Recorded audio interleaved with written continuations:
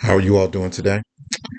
Um, I am really thinking about my wife, who transitioned on last year on September 13th, 2024, um, Tanya Turner Jackson. And she was the absolute, um, greatest individual in my life, my best friend, um, and my lover, everything. She was to me. And this past year has definitely been uh, challenging in ways that I never imagined. And I've had to do some work that I would have rather not do in order to survive, in order to come along and do some of the things that are required, for me to keep living, especially as it relates to my children and my new grandson. So I've learned some things, and it is important to me that I leave a legacy of some lessons learned, of some content, to be able to help someone else out through a challenging situation. The one thing that I love that my son said at my wife's funeral is that he said that, my wife had done more in her 55 years on the planet than most people do who live, 90 or 100. And I thought that was so true. My wife had the opportunity, she produced an album, of songs. She did this Performing Arts Youth Society, which was a group of students in the community that she worked with.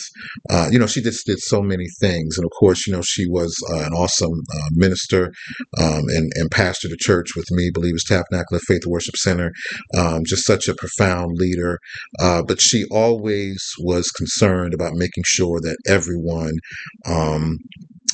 was doing their very best. So it is important to me that I take people on the journey of what grief has been for me, but not just grief, but just living the things I've learned. So today, after I got done my therapy session, I thought let me go ahead and just do my first uh, outtake, first video of.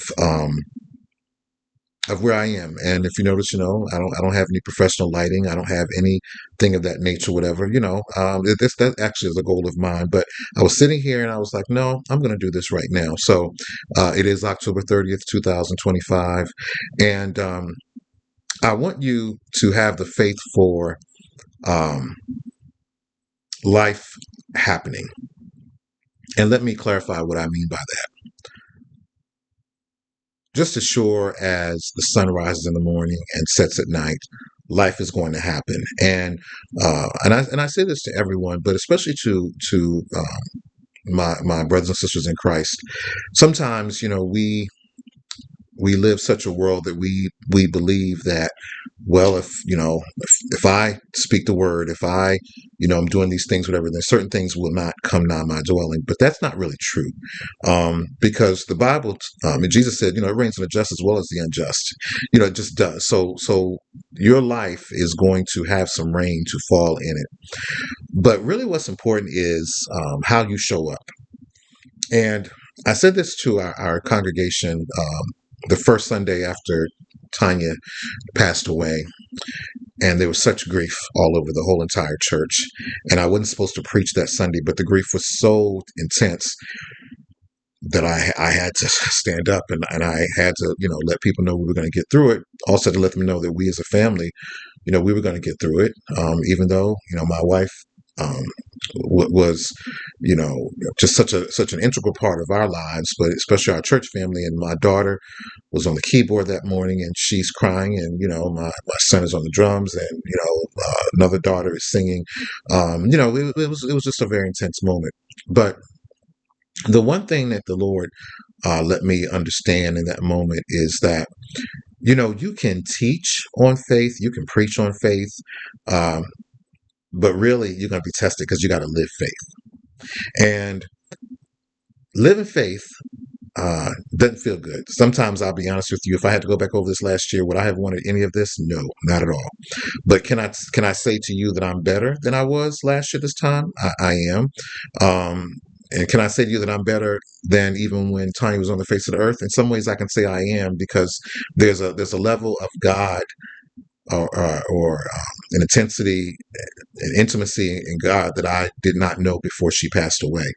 You see, as long as your significant loved one is there, um, even though you say you trust God, whatever, but you're leaning a lot on that person. And so, I mean, I've lost parents before, lost aunts and uncles, whatever, but losing a spouse is totally different. Um, because you're losing your little heart. Um, you're losing yourself. That's what it is. And so when the Lord allows you to die, which is really how that impacted me, you got to be able to find the strength to live on. And of course, you find that in the Lord. Um, but it's through your faith. It's through you being able to lean in and commit every single day to growing, every single day to doing what you need to do.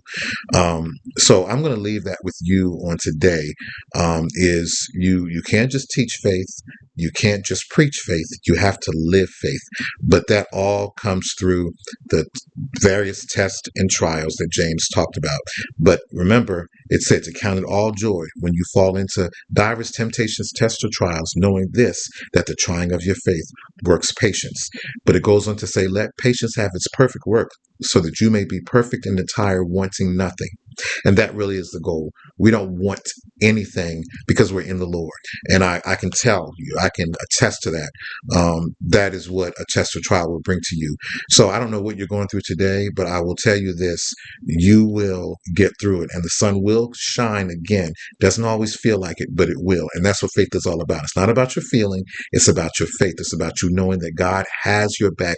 God is going to see you through it. And all I want you to do is just continue to lean into him, cast your care upon him, because he cares for you. Don't worry about this and don't worry about that. Give yourself grace to grow. But I will tell you that there is the sun that's always shining. No matter if you see it or not, the sun is always shining somewhere on the earth. Even when it's nighttime, the sun is always shining, but the same SON is always shining at all times. So we got to live that faith. All right, everybody have a great, great day.